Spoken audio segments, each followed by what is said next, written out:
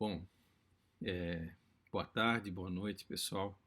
Conforme prometido, né, hoje eu estou encaminhando para vocês o vídeo que seria da nossa primeira aula ocorrida ontem, né, da disciplina de Programação 6.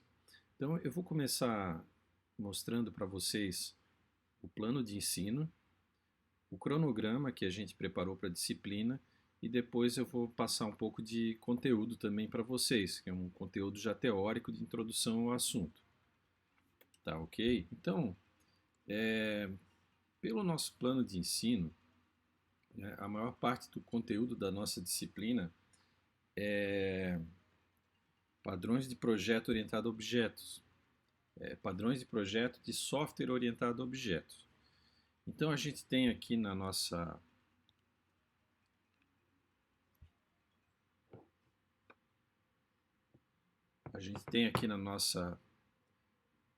no nosso plano de ensino o nosso conteúdo é dividido em três partes, principalmente, né, basicamente. Primeira parte, introdução ao assunto, que é o que a gente está vendo hoje. Depois a gente vai ver os padrões de projeto. Então, a cada semana, a gente vai ver um ou dois padrões de projetos novos. Então, para cada padrão desses, a gente vai ter uma aula teórica, que eu vou apresentar para vocês no Google Meet, toda quinta-feira às 7 da noite. E depois a gente tem marcado um encontro, na verdade não é um encontro, a gente tem marcado a aula no sábado. Essa aula do sábado não é síncrona, então vocês não precisam logar, né? Vocês não precisam entrar, na verdade eu vou disponibilizar um exercício para vocês fazerem em casa. Normalmente eu vou dar um prazo aí em geral de 15 dias para fazer o exercício, tá? 2 semanas, às vezes 3 semanas também. Todos os exercícios vão contar nota e a avaliação da disciplina vão ser 3 notas, que vão ser as médias das notas dos exercícios, tá? Depois eu vou mostrar para vocês como é que está dividido isso. Então, na avaliação 1, nós temos 2 exercícios, são 3 avaliações, 3 notas. Avaliação 1 são 3 exercícios, avaliação 2 avaliação 1 são 2 exercícios, avaliação 2 são 3 exercícios e a avaliação 3 são 4 exercícios, tá? Mas são exercícios um pouco mais simples, aí a gente pode ter um número maior de exercícios. Então, no nosso plano de ensino, a gente tem ali os padrões, que a gente vai ver, os principais padrões de projeto aí que a gente vai ver na disciplina, são Strategy, Observer, Decorator, Command, State Adapter, Facade, Singleton. E depois, mais para o final do semestre, a gente vai ter um pouco de programação concorrente em Java, que são as threads. Tá? Então nós vamos ver um pouco sobre esse assunto, seriam as 3 últimas semanas de aula. Já vou falar para vocês sobre bibliografia, etc. Tudo isso quando eu fizer a apresentação do conteúdo teórico, tá? Então, basicamente é isso.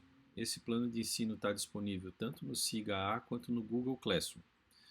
Deixa eu mostrar para vocês agora o planejamento da disciplina.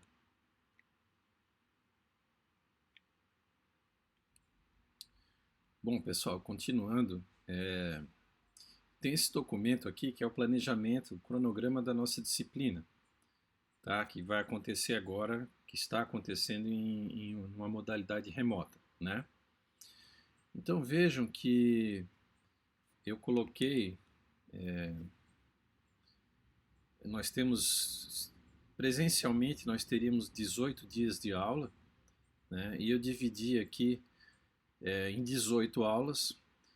Foram marcadas várias aulas extra, porque eu estou com uma questão aqui que eu preciso, uma questão pessoal minha que eu preciso adiantar as aulas. Então a gente fez um acordo entre os professores do curso e a nossa disciplina vai encerrar no dia 17 de dezembro. Então nós vamos conseguir fazer tudo até lá, tá bom?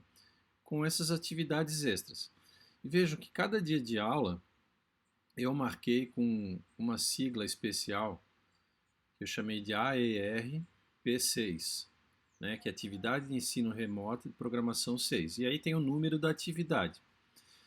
Nessa tabelinha aqui no planejamento, vocês têm cada uma das atividades, a data de registro dela no SIGA-A, conforme vai acontecendo para a gente contar a presença na disciplina também. O dia da semana que ela ocorre, né, no SIGA-A, que quinta-feira ou sexta ou sábado, né, que a gente pode ter aula no sábado ou no contraturno. E aí tem o tipo de aula, né? Aula do tipo T é aula prática, né? É só atividade prática para você fazer em casa e depois postar o resultado no Google Classroom, tá bom? E as aulas de quinta-feira vão ser lives, vão ser webconferências no Google Meet. Eu estarei lá à disposição apresentando a disciplina, apresentando a matéria teórica e tirando dúvidas. Esses encontros vão ser gravados em vídeo, então quem não puder estar ali naquele horário assistindo, pode consultar depois, também vai ficar disponível no Google Classroom, tá? Na parte direita dessa tabelinha aqui tem as avaliações, ó. A V1, a V2 e a V3. São as 3 notas das disciplinas, da disciplina. Então a avaliação 1 vai ser constituída por essas duas atividades práticas aqui, ó. A ERP603 e a 05. São os exercícios sobre padrão Strategy e os exercícios sobre padrão Observer, por exemplo. Da mesma forma, a avaliação 2 vai ser com os exercícios do padrão Decorator, Command e Adapter. E no final, a avaliação 3 com os padrões State, Facade, Singleton e o exercício sobre threads em Java. Então tá tudo assim bem organizado, com datas, com tipo de atividade, para que vocês fiquem bem, vamos dizer, vocês possam se programar também dentro do nosso calendário da disciplina, tá? E o Google Classroom, o que que é? Deixa eu mostrar para vocês aqui, só um minutinho que eu vou abrir lá. Bom, aqui nós temos o Google Classroom, tá? Ou Google Sala de Aula, né? Para quem conhece em português.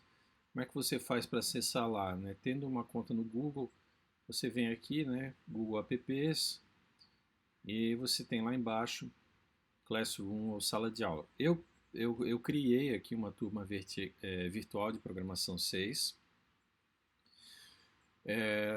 As atividades, tanto práticas quanto teóricas, vão ser disponibilizadas aqui. E eu mandei convite, né? Aqui tem as pessoas, ó. Eu mandei convite para todos os alunos matriculados na disciplina. Mandei o convite para o e-mail que está cadastrado lá no SIGA, de cada aluno. Tá? Então, alguns aqui já se inscreveram, né? Daniel, Joseph, Lucas, Miguel, Nicolas, Tainara e Tiago já estão inscritos. E os demais devem se inscrever. Se você não tiver aquele e-mail, né, você pode, por exemplo, entrar no Google Classroom e se cadastrar com esse código aqui. Então, esse código R4PI LVA é um código gerado pelo Google Classroom para a nossa turma virtual. Então, se você cadastrar esse código aí, você tem acesso à nossa turma, tá? Toda a nossa comunicação praticamente vai ser feita por ali. Então, as atividades aqui, né, tem aqui a visualização do professor, né? Eu já criei todas as atividades aqui, eu vou liberando elas aos poucos para vocês.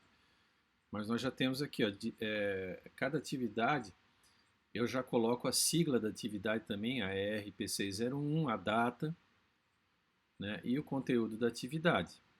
Então aqui a gente já tem os slides da aula de hoje. Para a semana que vem, para o dia 22 de outubro, deixa eu ver se eu já coloquei também, ó, para a aula de quinta-feira da semana que vem, já coloquei aqui os slides em PDF, já coloquei o link para a videochamada no Google Meet. Depois de ocorrer a aula, eu vou deixar aqui também o link para o vídeo da aula gravada e assim por diante.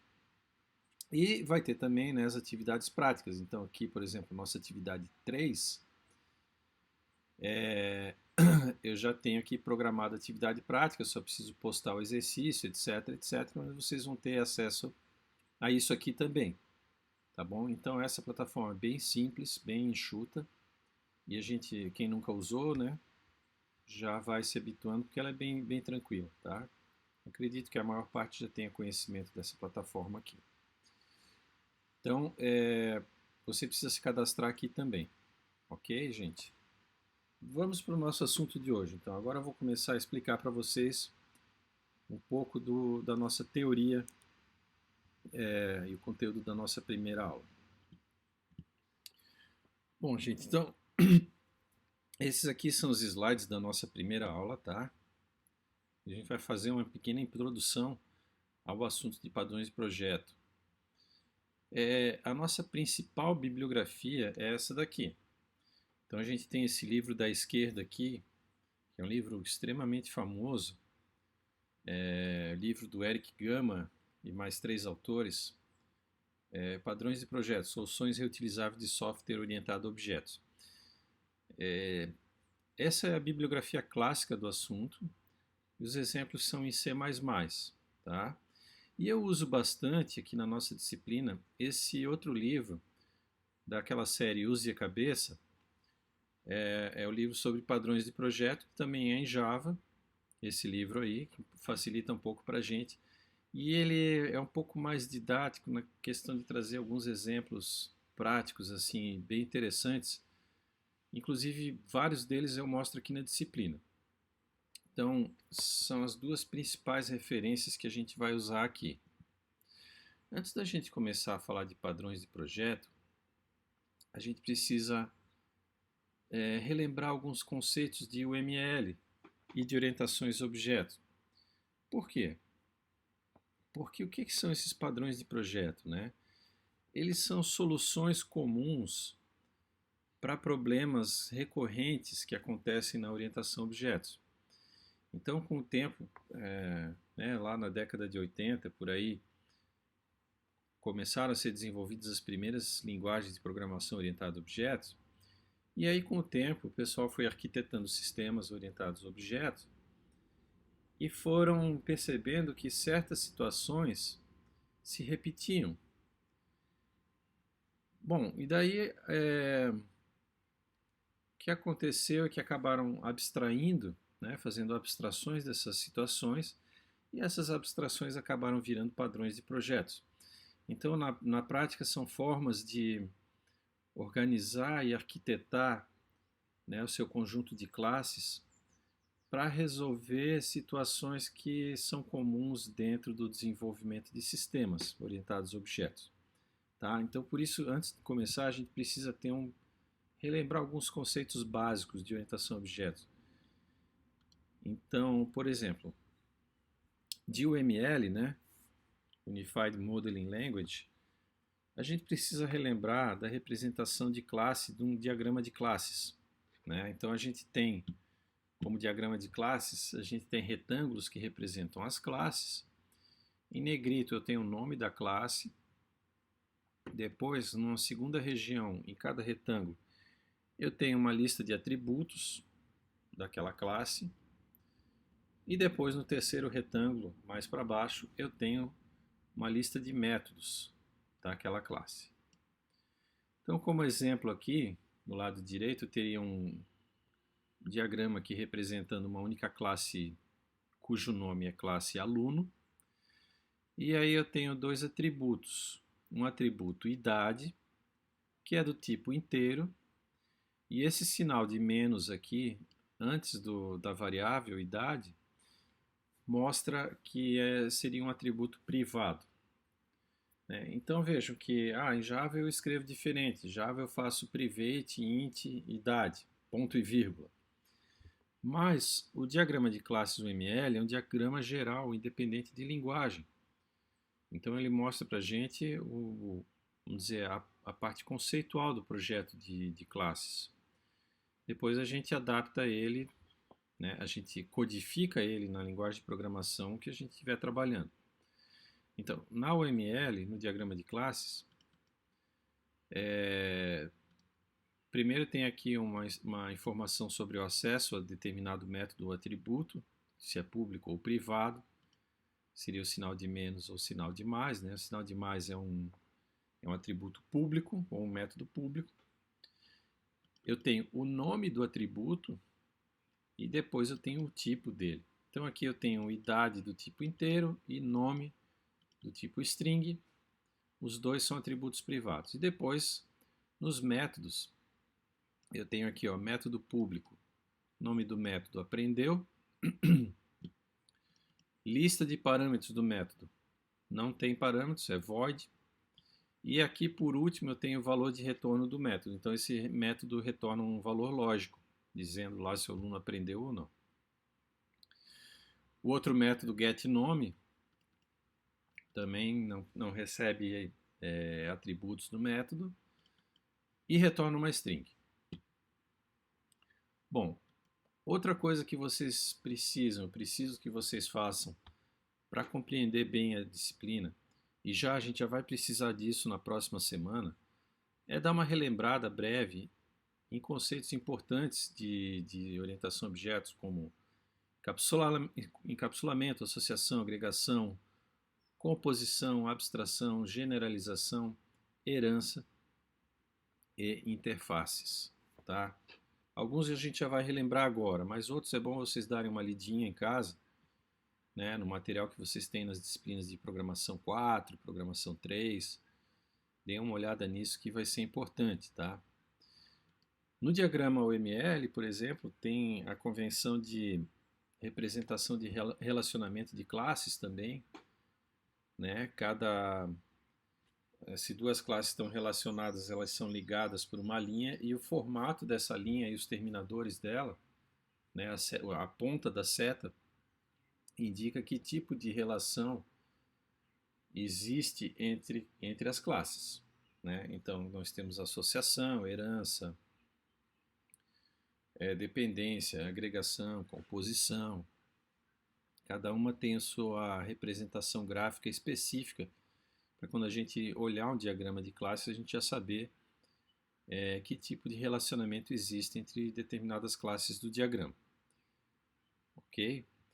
E assim, importante em relação a relacionamento de classes é a gente pensar na associação, na agregação e na composição entre classes. E essa figurinha que está mostrando aí, são 3 círculos aí, né, um dentro do outro, eles mostram que a associação, por exemplo, é uma relação entre classes mais geral, mais ampla. Agregação é um pouco mais restrito e composição é um caso bem mais particular. Vamos ver o que seria isso.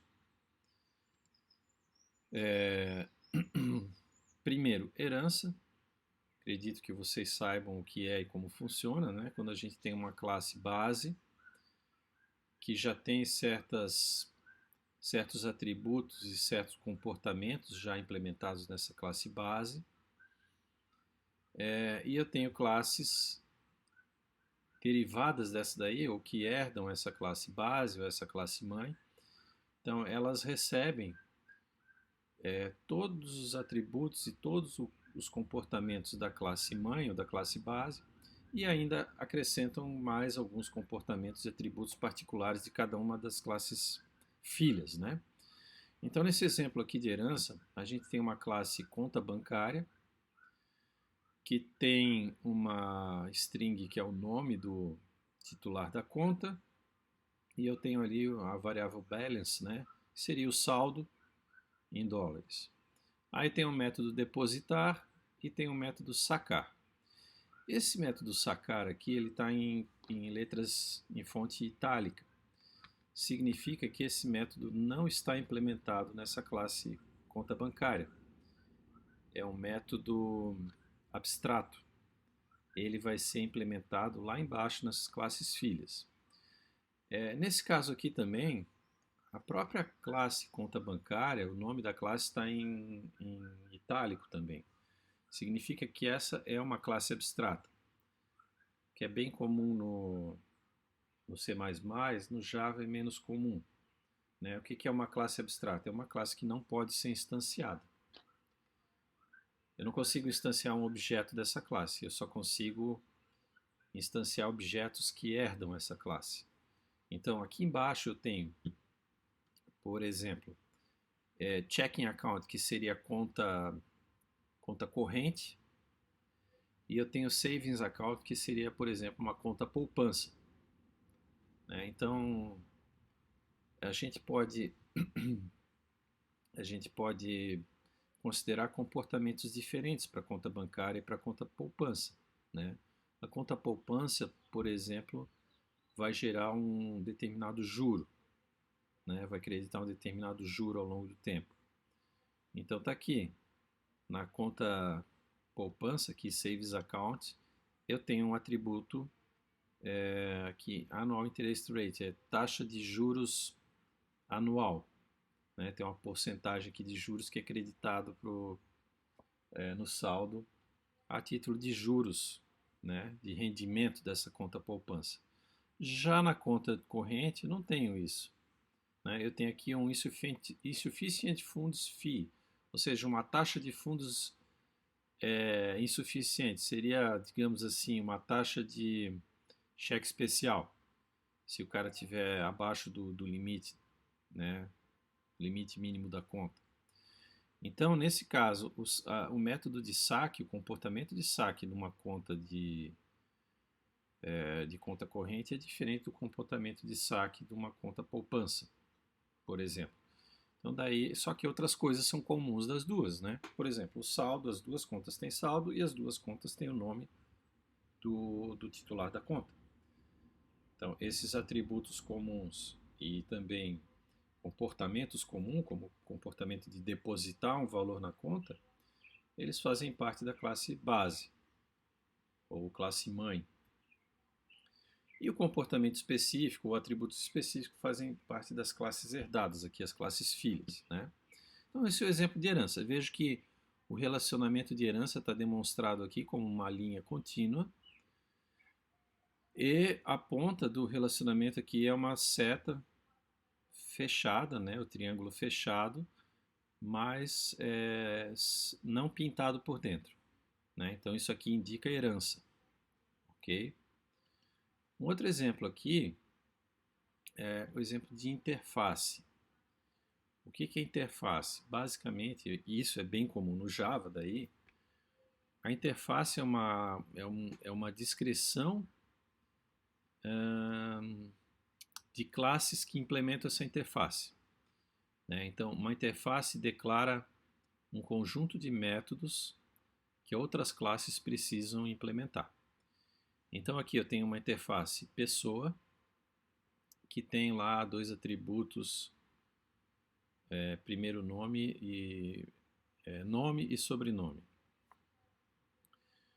Daí eu tenho duas classes concretas, professor e estudante, que implementam a interface pessoa. Então, tanto professor quanto estudante são pessoas, mas eles têm atributos a mais, têm comportamentos diferentes. Mas quando eu digo que o professor ou o estudante implementam aquela interface, obrigatoriamente ele vai ter que ter a implementação dos métodos que estão declarados lá na interface. E a gente vai usar direto esse conceito de interface aqui na nossa disciplina, nos padrões de projeto. Muitos dos padrões que a gente vai usar são baseados nesse conceito de interface de classes, né? E também classes abstratas. Bom, associação. Associação, a gente pode dizer, por exemplo, basicamente uma associação geral é quando eu tenho um atributo dentro de uma classe e esse atributo é do tipo de um objeto de outra classe. Então, por exemplo, aqui eu tenho nós temos aqui do lado esquerdo uma classe dizendo relatório de contas overdrawn, sei lá, talvez contas ativas, vamos pensar contas ativas. E daí, esse relatório, ele tem uma relação de contas associadas, que são as contas que vão aparecer no relatório. Então, se a gente fosse pensar em Java, é como se eu tivesse dentro desse objeto relatório aqui, eu tenho uma lista de objetos conta bancária. Isso aparece aqui, né, no diagrama, ele pode aparecer desse jeito, com uma associação unidirecional, ou seja, a classe relatório, essa da esquerda, possui 0 ou mais referências para contas bancárias, né? Então isso está mostrado aqui no próprio diagrama. Seria uma associação unidirecional. Então a associação, né, basicamente é isso. É quando um objeto tem como seus atributos lá referências para outros objetos. Então é bem geral, né? A gente pode ter associações bidirecionais também, quando um objeto de uma classe tem referências para objetos da outra classe e os objetos daquela outra classe também têm referência para objetos dessa daqui. Então um objeto referencia o outro e vice-versa. Então a gente tem um exemplo aqui de duas classes, uma classe voo e uma classe aeronave. Então, por exemplo, um voo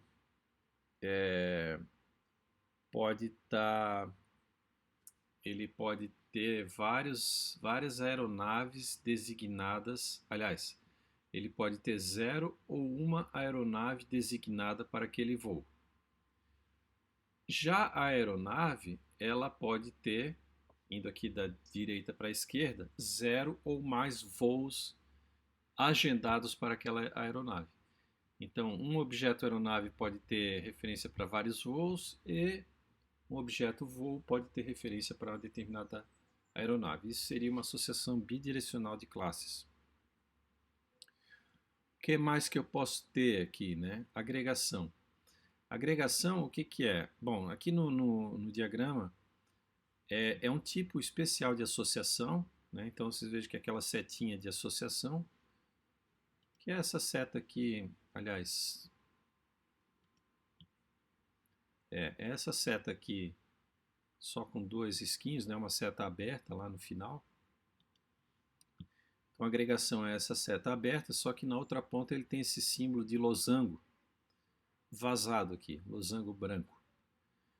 Agregação significa que uma classe é parte de outra classe. Mas isso assim é uma questão não tão, digamos assim, de mecânica de código, uma questão mais conceitual, né? Então quer dizer o seguinte, é uma questão conceitual do meu próprio projeto de classes. Então aqui eu tenho uma classe carro e tenho uma classe rodas. Então a agregação me diz conceitualmente que as rodas fazem parte daquele carro. É um tipo de relacionamento de parte todo. Tá? Então os objetos agregados fazem parte de um outro objeto mais amplo, maior, que contém aqueles objetos agregados. Então isso é o exemplo de agregação, que seria na nossa figura aqui uma associação um pouquinho mais restrita. E a composição, que é essa que está em roxo, ela é mais restrita ainda. Para começar, no diagrama ela aparece parecida com a agregação, só que o losango ele é pintado. Tá? Isso aqui eu já tenho uma certa preocupação com a mecânica de funcionamento das minhas classes, dos meus objetos, porque isso aqui significa que é uma relação de parte todo também, só que o ciclo de vida dos objetos agregados está atrelado ao ciclo de vida do objeto agregador. Então vejam assim, por exemplo, eu tenho aqui uma classe companhia, né, ou empresa, e eu tenho tenho objetos da classe departamento. Então, a empresa tem como atributos aqui, né, uma lista de departamentos, pode ter um ou mais departamentos. Só que é uma relação de composição, porque se a empresa sumir, os departamentos somem também. O ciclo de vida do departamento está atrelado ao ciclo de vida do objeto empresa. Se não tiver mais empresa, não tem mais departamento. É diferente do carro e das rodas, porque eu posso tirar as rodas do carro, deixá-las num canto e, sei lá, pegar aquele carro, colocar outras rodas ou jogar o carro num ferro velho, desmontar o carro, mas as rodas continuam lá. Posso não necessariamente desmontar as rodas, posso até usar em outro carro. Mas nessa relação aqui entre empresa e departamentos, não. O departamento só existe se existir uma empresa a qual ele pertence, né? Ah, não, mas eu vou fechar a empresa, eu vou abrir outra empresa e o departamento continua, só vou colocar ele numa nova empresa. Tudo bem, mas você vai continuar precisando ter uma empresa para o departamento existir, né? Então é uma relação de composição. Também os objetos da composição fazem parte do outro objeto que agrega eles, mas o ciclo de vida dele está amarrado ao ciclo de vida do objeto que contém esses objetos agregados aqui. Bom, nos nossos diagramas também, às vezes nos exemplos que a gente vai ver aqui de padrões de projeto, às vezes a gente pode ter representação de pseudocódigo. Isso não é muito comum em diagramas de classe em geral, mas dentro desse contexto aqui de explicar como é que funciona um padrão de projeto, às vezes a gente coloca pseudocódigo. Então, por exemplo, nesse diagrama que está apresentado aqui, eu tenho uma classe janela, window, e ela tem agregado a ela aqui, associado a ela, um retângulo, um objeto retângulo. O objeto retângulo tem um método área, e aqui para o método área eu tenho uma linha pontilhada para esse retângulo aqui, que está dizendo retorne base vezes altura. Então ali é uma indicação do pseudocódigo que deveria ter dentro desse método área.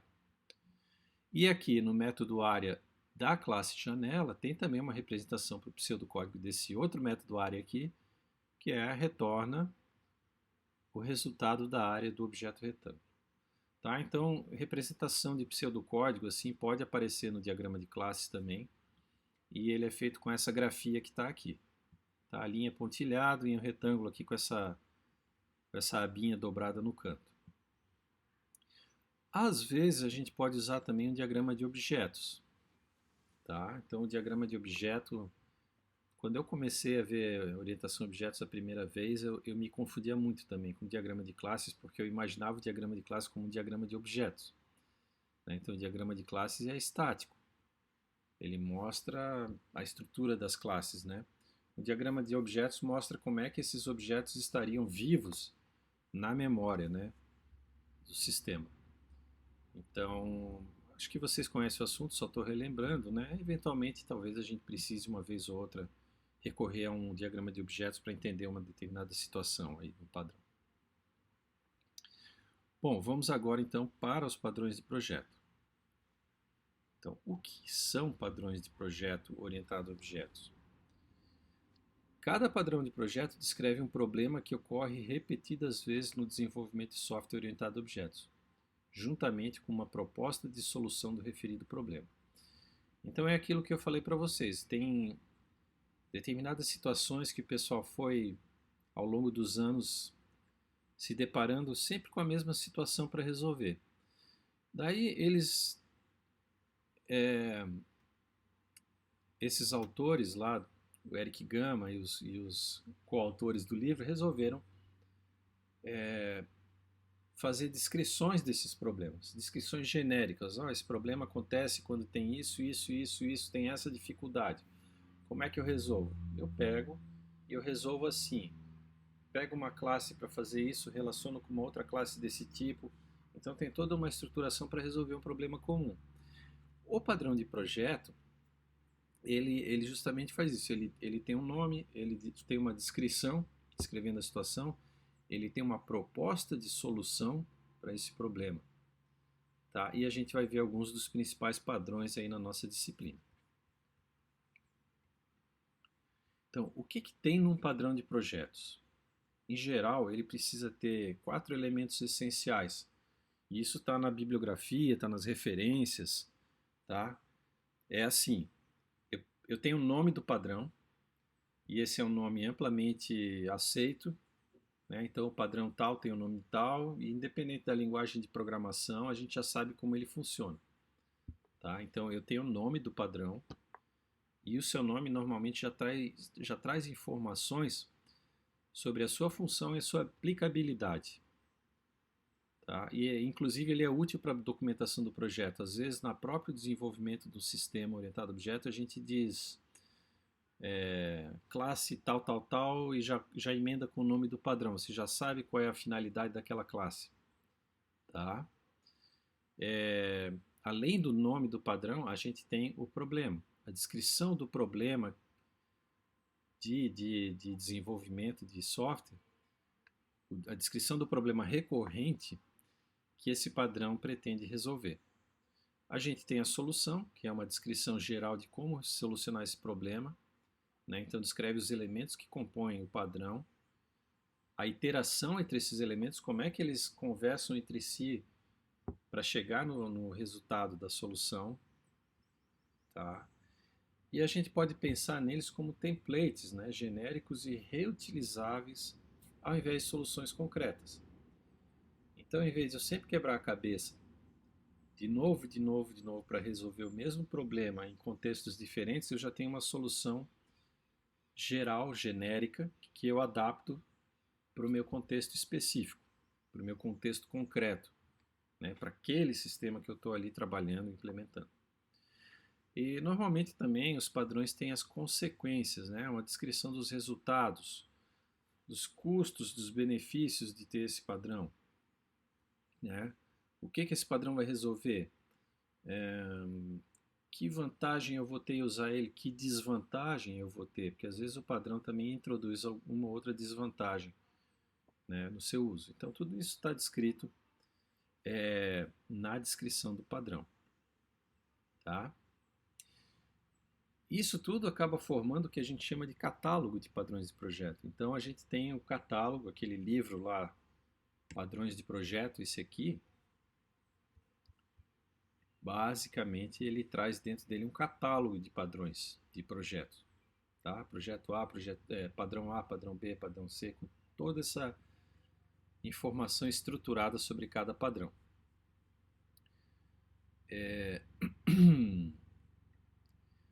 Que benefícios a gente pode ter e quais são os princípios básicos desses padrões de projeto? Bom, como a gente acabou de falar, são receitas para problemas comuns de orientação a objetos. Tá? Eles nos ajudam a promover um melhor reuso de código. E eles têm como princípio geral procurar estarem abertos para extensão de código ou extensão de funcionalidades. E procuram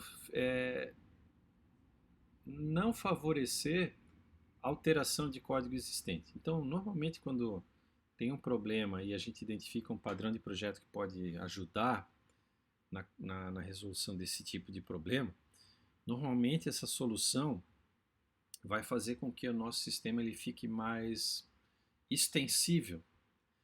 Ou seja, ele permite que a gente acabe agregando mais funcionalidade sem alterar aquilo que já foi feito. Então isso é uma coisa importante de orientação a objeto e às vezes a gente acha que simplesmente pela adoção de uma linguagem orientada a objetos isso automaticamente vai acontecer. Em certo grau acontece, mas às vezes a gente chega num patamar e começa a dar problema de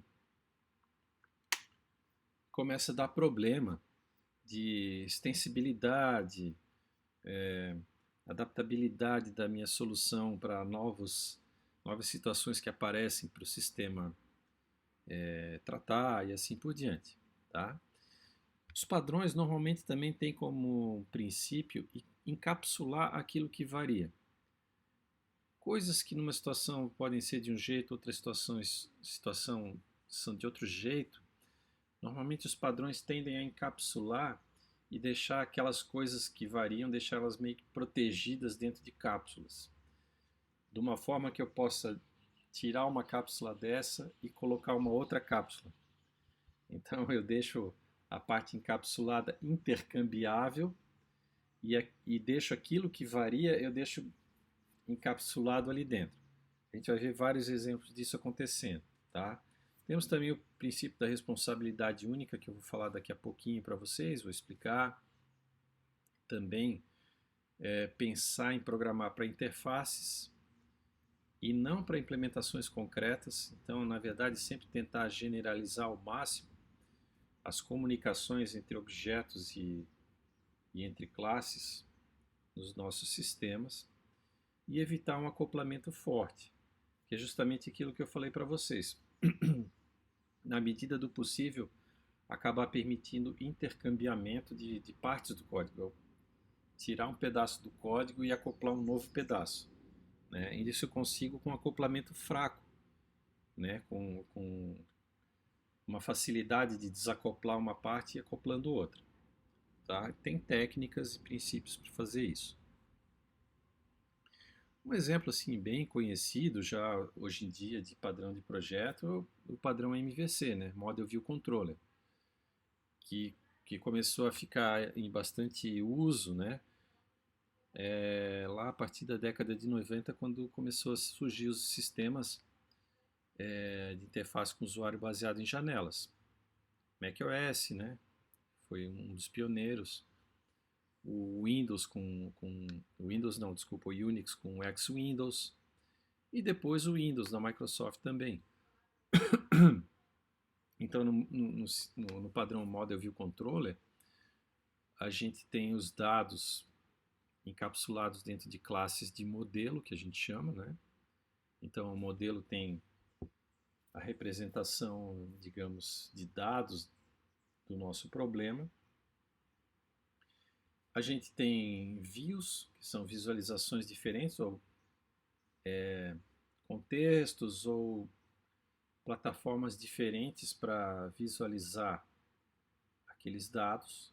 E eu tenho uma camada de controle que faz a interface entre essas coisas, né? Faz a mediação entre a visualização e o modelo. Né? E na parte de visualização, muitas vezes, na visualização do controle está a interação com o usuário, que acaba alterando o conteúdo do modelo. Então, esse é um padrão que foi surgindo no desenvolvimento de, de, de aplicações baseadas na interface de janelas. Tá?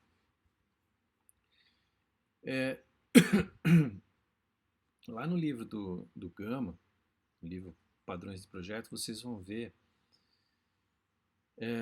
que muitos deles seguem essa filosofia, né, esses princípios de padrão de projeto que tem essa sigla SOLID. Então, o que quer dizer esse SOLID? Eles pegaram 5 princípios e pegaram as siglas, as iniciais desses princípios em inglês, juntaram e formaram essa palavra SOLID. Tá?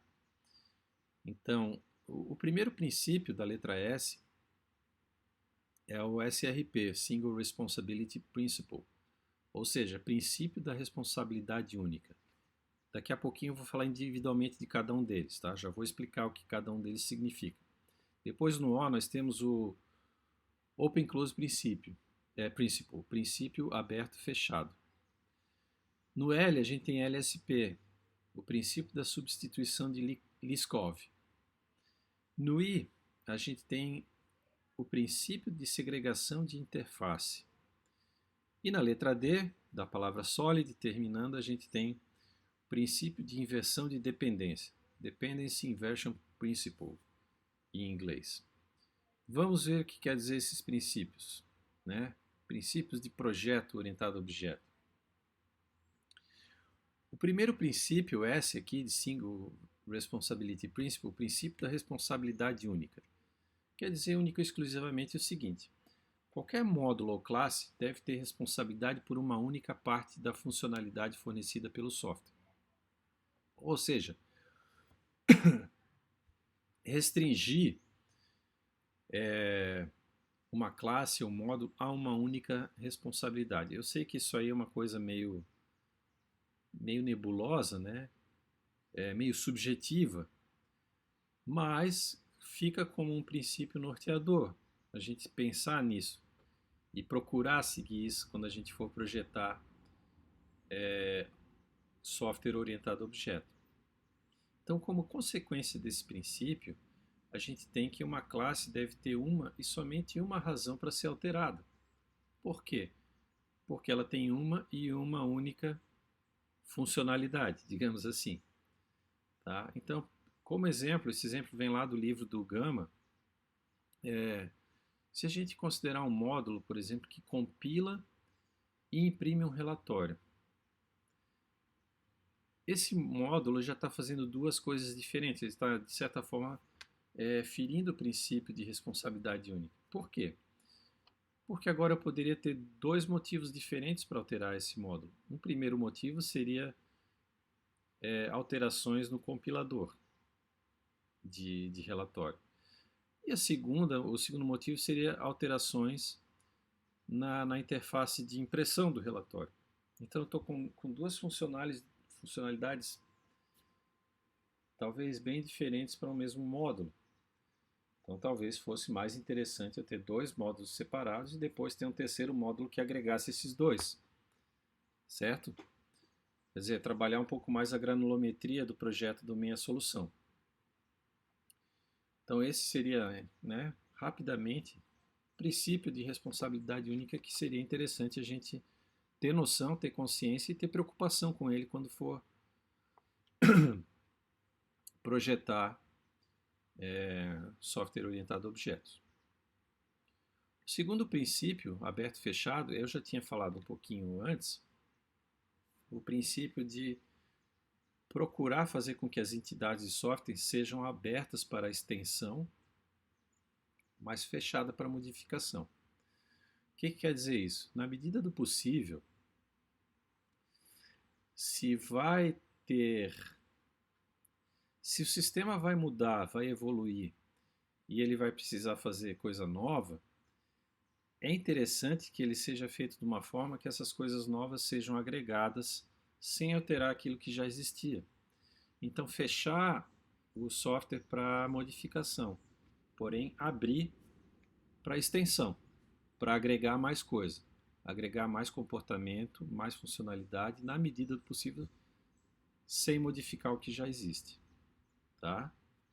Então, como exemplo, se possível, estender um comportamento sem modificar o comportamento existente. O primeiro padrão de projeto que a gente vai ver na próxima semana já vai mostrar esse tipo de situação. Terceiro princípio de projeto orientado a objeto é o princípio da substituição de Liskov. Quer dizer o seguinte, que as classes derivadas, esse já fala de herança, tá? As classes derivadas devem ser consistentes com as suas classes base. Então, métodos de classes filha que usam referências para a classe base, elas devem ser capazes de utilizar objetos da classe derivada sem qualquer conhecimento adicional. O que quer dizer isso? Por exemplo, se eu tenho uma classe quadrado que herda uma classe retângulo, eu estou ferindo o princípio. Por quê? Porque se eu estou usando um quadrado num contexto que estava esperando um retângulo, por exemplo, um método, ele recebe um retângulo como atributo. E aí eu passo um quadrado. Eu posso passar um quadrado como atributo de um método que espera um retângulo. Se o quadrado herda a classe retângulo, eu posso. Só que lá dentro daquele método que recebe um retângulo, ele vai ter que funcionar para retângulo. Então, se eu tiver uma funcionalidade ali que o quadrado de retângulo que o quadrado não implementa, eu estou ferindo esse princípio, né? Ou seja, é mais ou menos como eu inverter a lógica de especialização. tudo bem que o quadrado é um caso especial de retângulo, mas eu tenho que ter muita preocupação em saber que tipo de método que vai receber um retângulo. Se ele receber um quadrado, ele vai ter que funcionar também, tá? Próximo princípio, princípio de segregação de interface. Então, aí isso fala, por exemplo, da granulometria de interface. Ou seja, eu vou criar uma interface com 50 métodos, ou eu vou criar 5 interfaces diferentes com 10 métodos cada um. Tá? Ou seja, a gente não deveria obrigar uma classe a implementar uma interface com métodos que ele não deveria implementar. Então a gente tem que pensar bastante na granulometria das minhas interfaces. Isso é bem visível em Java, né? Quem já tem uma certa prática em Java, vê, por exemplo, que a gente tem classes, aquelas classes, por exemplo, de containers lá, array list, list. Eles implementam a interface A, a interface B e a interface C. Né? Então, em vez de eles implementarem uma interface só que tem esse monte de método, tem uma parte da funcionalidade que está numa interface específica para aqueles métodos daquela funcionalidade. Tem uma outra interface que tem outros métodos que são restritos àquela funcionalidade e assim por diante. Então esse é o princípio de segregação de interface. Se a gente seguir bem esse princípio, a gente tomar cuidado na hora de projetar interfaces para serem implementadas pelas nossas classes, também se a gente tivesse mesmo cuidado na hora de projetar classes abstratas, né, que são basicamente também tem parecido com interface, né, tomando esses cuidados, a gente tem a tendência a favorecer o desacoplamento no sistema. Então a gente vai facilitar refatoramento, alterações, a gente vai facilitar também a extensibilidade do sistema, tá? Vai ficar mais claro também vendo alguns casos práticos de padrões que trabalham bastante com isso aí. E por último, a gente tem o princípio da inversão de dependência. Ou seja, não depender, na medida do possível, de representações concretas. Ou seja, depender de abstrações. Na prática quer dizer o quê? Na prática, trabalhar mais com interface e menos com herança. Falando português bem simples, seria mais ou menos isso, tá? Então, módulos de mais alto nível não devem depender de módulos de baixo nível, né? Eles devem depender de abstrações. O que a gente está falando de abstrações aqui normalmente são interfaces. Por quê? Porque se eu tenho uma interface entre níveis diferentes, né? Se mudar alguma coisa num desses níveis, a interface está garantindo a consistência, né? Então, esse princípio de inversão de dependência, ele nos ajuda a ter um pouco mais de segurança na hora de projetar e arquitetar os sistemas, tá? Então, as abstrações não devem depender dos detalhes. Os detalhes é que devem vir depois das abstrações, tá? Então, essa figurinha aqui mostra um pouquinho isso, né? Por exemplo, eu tenho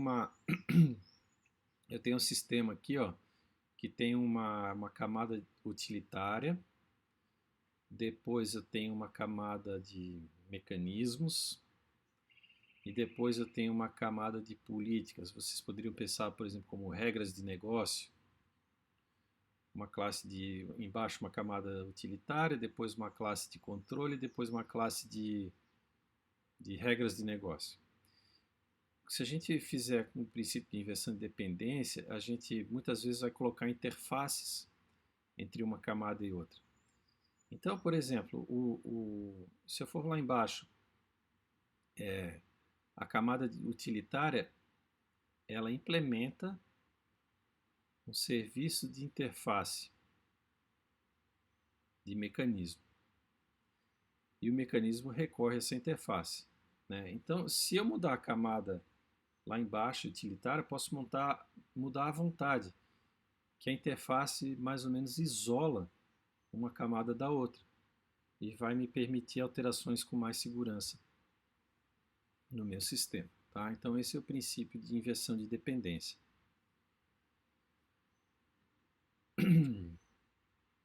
Quando a gente for tratar de padrões de projetos, a gente tem diferentes escopos, tá? A gente tem padrões que atuam em nível de objeto, tá? Eles lidam com relações entre objetos, relações essencialmente dinâmicas.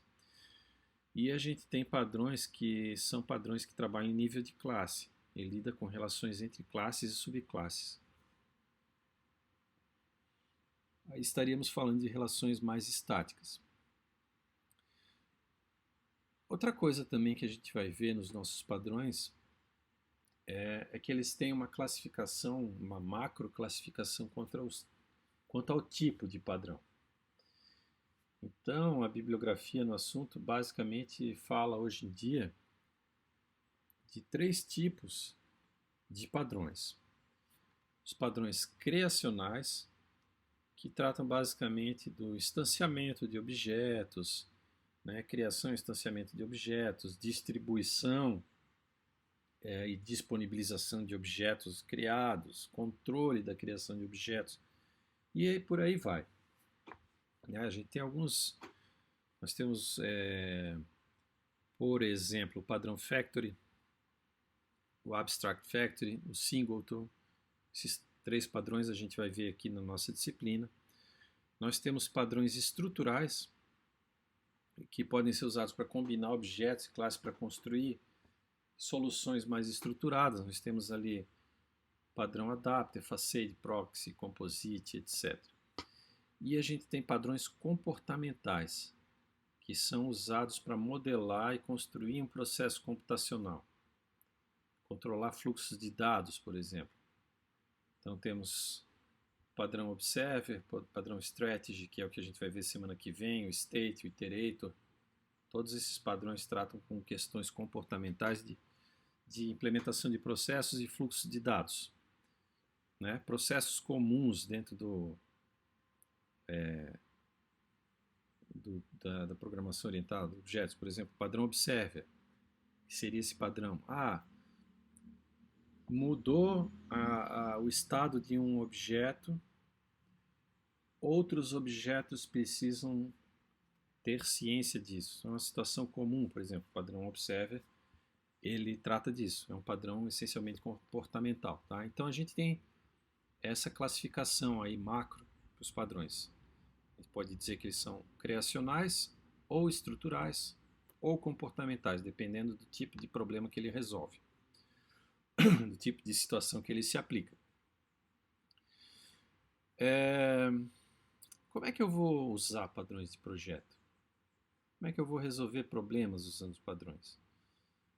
Bom, muito disso vem da experiência. Quanto mais desenvolvimento orientado a objeto a pessoa fizer, mais ela vai identificando situações onde um padrão de projeto poderia ser utilizado. Obviamente, tem que estudar e conhecer os padrões de projeto também, coisa que é o objetivo da nossa disciplina aqui. Então, como é que a gente vai resolver os problemas usando padrões? Tá? Primeiro, encontrar os objetos apropriados, determinar a granularidade dos objetos, né? Quantas classes eu vou usar nessa situação? Mais classes com menos atributos e métodos, ou menos classes com mais atributos, mais métodos e mais relacionamento entre elas? A gente pode trabalhar com especificação de interface entre objetos, especificação de implementação dos próprios objetos. E, normalmente, né, programar para uma interface, não para uma implementação. Isso aí já é aquele princípio de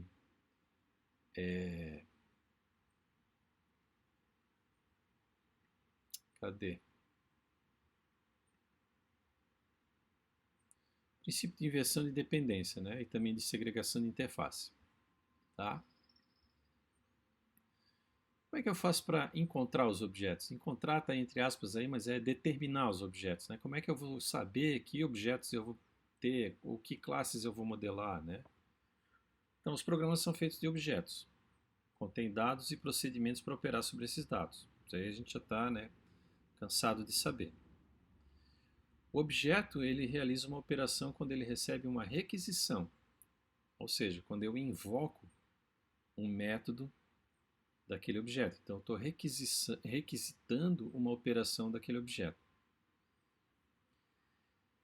Essas requisições são a única maneira de fazer com que o objeto realize uma operação.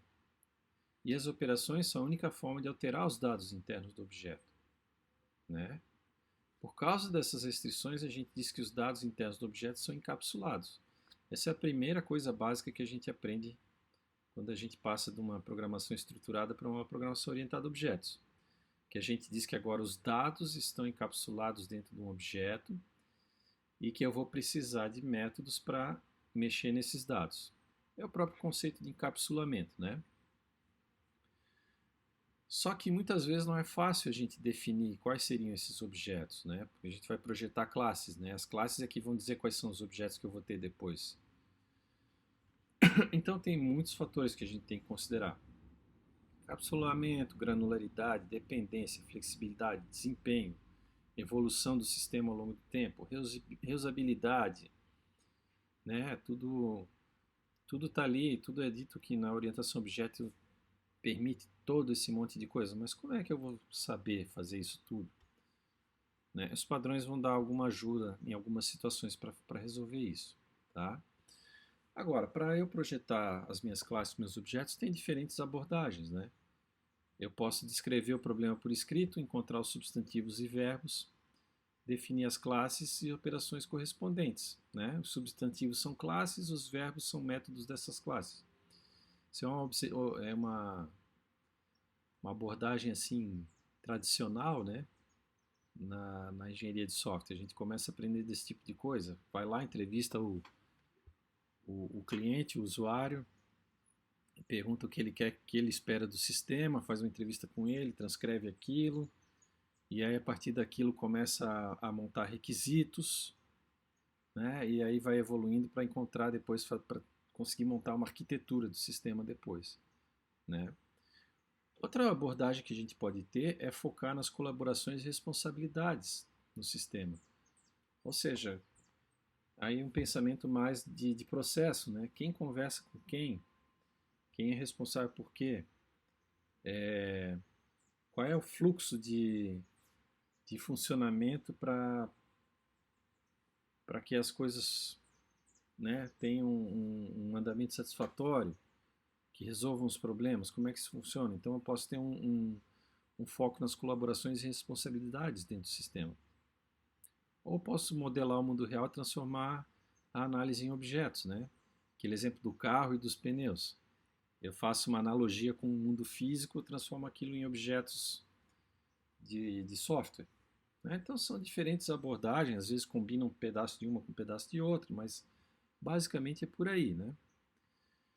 E a granularidade dos objetos, como é que é feita? Bom, isso pode variar imensamente, né? Tamanho do objeto em relação, né, à quantidade de atributos, quantidade de métodos, pode variar muito, né? Como é que eu vou decidir o que deve ser um objeto? Né? Alguns padrões de projetos já dão dicas de como fazer isso. Por exemplo, representar todo um subsistema como um objeto único, lidar com quantidade grande de objetos, decompor objetos grandes em objetos menores dentro de determinadas restrições. Então, alguns projetos ajudam a gente a lidar com esse tipo de coisa. E as interfaces? O que são as interfaces, né? Então, a gente sabe que todo método tem uma assinatura. Já estava falando sobre isso, não falei desse termo assinatura, mas eu mostrei lá no início da aula, nosso diagrama de classes, onde um objeto tem, um método tem um nome, uma lista de parâmetros e um valor de retorno. Esse conjunto de informações é o que a gente chama de assinatura do método, né? Todo método tem uma assinatura única, né? E o conjunto de assinaturas definidas, né, para algumas operações de um objeto é chamado de interface. Então a interface caracteriza o conjunto completo de requisições que podem ser enviadas a um objeto, né? Lembrando, o que é enviar uma requisição a um objeto? É invocar um método daquele objeto. é pedir para ele realizar uma operação. E é importante a gente lembrar, né, que uma interface não diz nada sobre a implementação interna de um objeto. Ela só mostra, vamos dizer assim, o protocolo de invocação do método, ou de chamada, de requisição de uma ação. Mas como aquilo vai ser feito internamente, é problema de quem implementa o método, né? E tem um conceito que vem lá da programação estruturada, que é tipo, né? O tipo do objeto, que normalmente a gente usa para tipo primitivo, né? E quando a gente fala de tipo de um objeto, em orientação a objeto, a gente, né, se fosse um tipo int, tipo primitivo int, se eu pensar em classes, eu vou dizer, eu não vou dizer que o objeto é do tipo integer, ele é da classe integer, né? A gente usa classe. Mas tem essa palavra tipo aqui no nosso contexto, que ele é utilizado para denotar uma interface em particular. Então, se eu digo que o objeto implementa a interface tal, a gente vai dizer aqui que ele é do tipo tal. Então, por exemplo, em Java eu tenho lá alguns objetos implementam, algumas classes implementam, por exemplo, a interface serializável, né? Ou implementam a interface list. Então, se ele implementa a interface serializável, eu digo que ele é do tipo serializável, tá? Então a gente vai usar esse termo tipo aqui para descrever ou para dizer que um objeto implementa uma determinada interface. Ele é um objeto da classe carro, mas ele é do tipo serializável, ele é do tipo tal, tal, tal e ele é do tipo tal, tal, tal, porque ele implementa essas três interfaces, tá bom? Então a gente vai usar muito esse termo tipo aqui. Então eu não sei se vocês fizeram estruturas de dados comigo, né? Se fizeram com o professor Éder, mas se fizeram comigo, eu tinha esse exemplo aqui, eu sempre implemento esse exemplo aqui de implementação de fila. Então a gente define uma interface fila com os métodos que uma fila tem que ter. Internamente eu posso implementar essa fila guardando os objetos da fila dentro de um vetor, de um array, ou eu posso guardar dentro de uma lista. Então eu implemento duas classes diferentes, a fila vetor e a fila lista. Basicamente, em Java eu tenho o array list e o linked list. Um deles internamente tem um array e o outro internamente tem uma lista. E ambos implementam a interface list. Então eu digo que eles são do tipo list.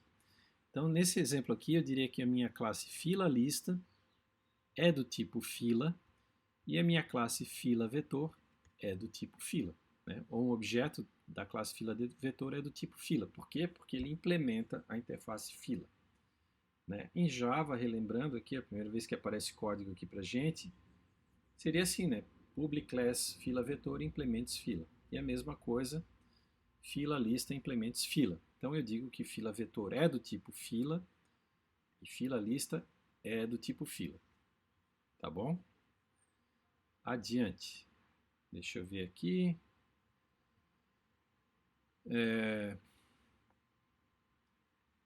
E aqui tem uma coisa muito importante, que é aquela questão de implementar para uma abstração e não para uma representação concreta, que é o seguinte. Vamos supor que eu tenho lá implementado uma fila vetor e eu tenho implementado uma fila lista. Ambas as classes são do tipo fila. Daí aqui embaixo seria o meu cliente, meu sistema que está... Eu vou usar uma fila lá dentro. Dentro do sistema aqui, ó, o objeto f ele está declarado como fila. Ele não está declarado nem como fila vetor, nem como fila lista. Então aí está um exemplo de implementar para uma interface e não implementar para uma representação concreta. Então, a partir do momento que eu declarei essa variável do tipo interface fila, ela vai ser um objeto concreto, fila vetor ou fila lista, na hora que eu instanciar o objeto. Isso permite que o meu sistema seja altamente adaptável, reconfigurável, extensível, por causa desse mecanismo de implementação para a interface e não para implementação concreta. Simplesmente se reduz na prática, aqui um exemplo prático simples, eu em vez de declarar um objeto fila vetor ou fila lista, eu declaro ele do tipo fila. Daí eu tenho certeza que ele vai ter implementado aqueles métodos que eu teria tanto na fila vetor quanto na fila lista. E aí esse instanciamento aqui ele pode ser inclusive feito em tempo de execução. Ele não precisa estar pré-compilado no código, certo? Ele pode ser feito em tempo de execução, depois do sistema ter sido entregue, tá bom? Então esse é um importante mecanismo aqui de abstração de orientação a objetos, que no princípio, quando a gente começa a trabalhar com orientação a objetos, raramente a gente faz esse tipo de coisa. A gente pensa em objetos, né, em classes mais concretas e não tanto em interfaces. Aqui, de novo, outro exemplo de tipo, né?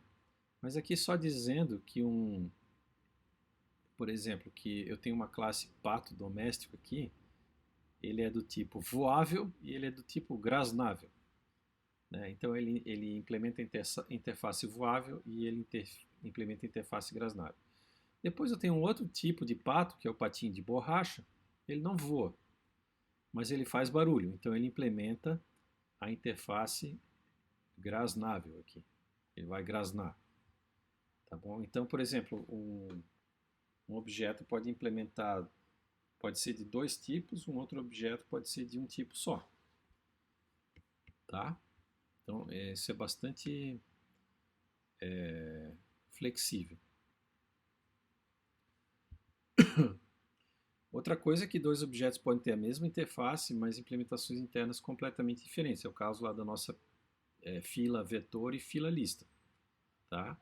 Só que quando a requisição é enviada para o objeto, a operação que é realizada depende tanto do objeto requisitante quanto do objeto requisitado. O objeto requisitante requisita aquela operação, ele chama o método.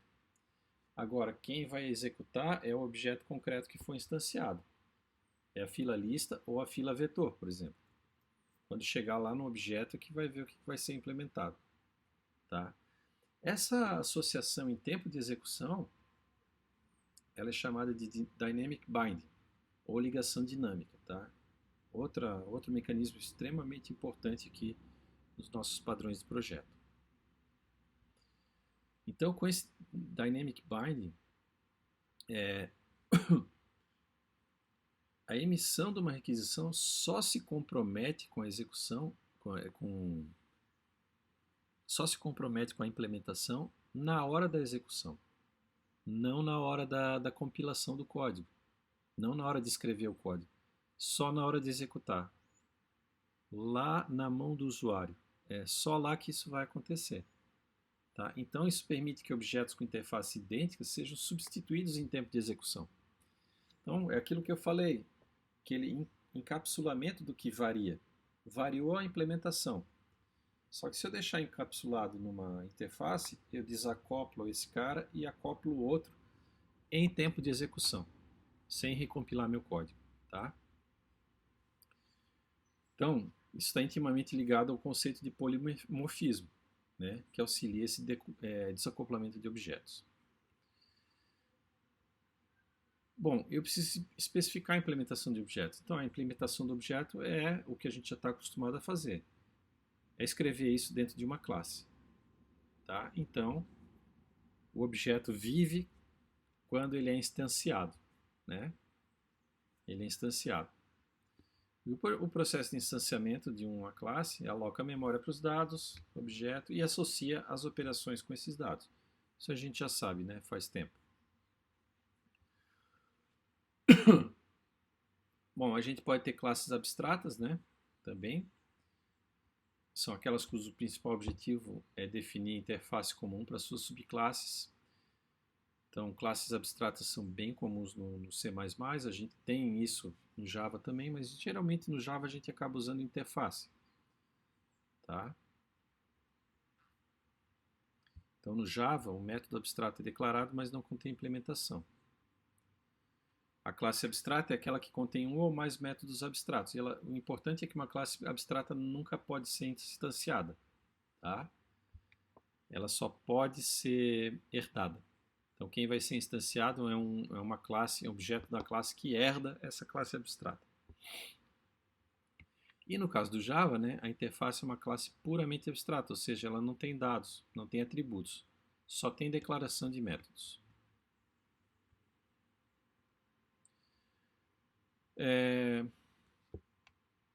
Para programar para uma interface, né, e não para uma implementação, a gente sempre teve, quando a gente começa a trabalhar com orientação a objeto, vem o conceito de herança como se fosse a salvação da pátria, né? Ele estende funcionalidade, mas ele também amarra, ele amarra a classe base com a classe filha, né? A gente pode ter benefícios semelhantes à herança com reuso de interface de classes, tá? Então, muita coisa que a gente faria com herança, às vezes a gente pode substituir pela implementação de interfaces de uma forma a ter mais flexibilidade.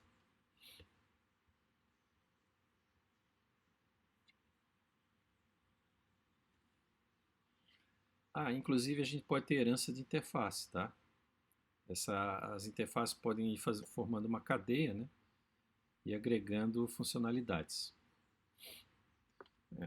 Qual a vantagem de usar interface? Já acabamos de falar, né, bastante. Os clientes permanecem desconhecendo os tipos específicos de objeto que eles usam. Então, desde que os objetos estejam aderentes à interface, não tem problema nenhum. E podem, inclusive, ser mudados em tempo de execução. Bom, gente, princípios gerais, tá? Só para a gente começar a conversar.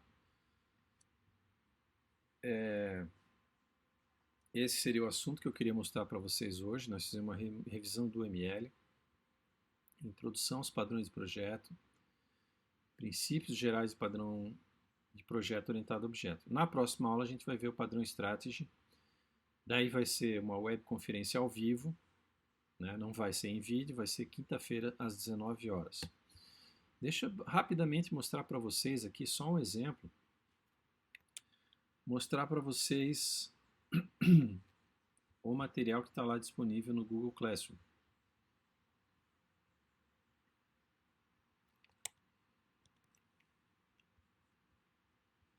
Que seria esse aqui, ó. Eu coloquei uma parte do primeiro capítulo. Aliás, não coloquei ainda, eu vou disponibilizar para vocês. Deixa eu ver se eu acho aqui.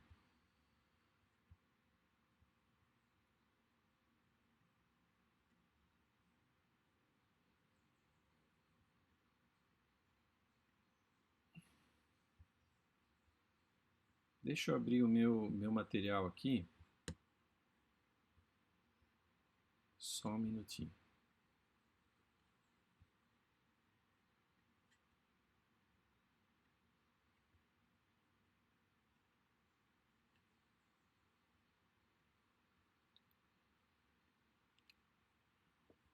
Aqui. Então, gente, esse material que eu vou disponibilizar lá no Classroom, ele tem só o primeiro capítulo do livro. Basicamente é um resumo de tudo isso que eu falei, ó. O que é um padrão de projeto, quais os elementos que tem no padrão, exemplo do padrão MVC. Aqui está mais detalhadamente todos os itens que tem na descrição de um padrão de projetos. Tem aqui uma relação de todos os padrões que tem aqui nesse material. A gente vai ver na próxima semana o padrão Strategy está aqui, ó.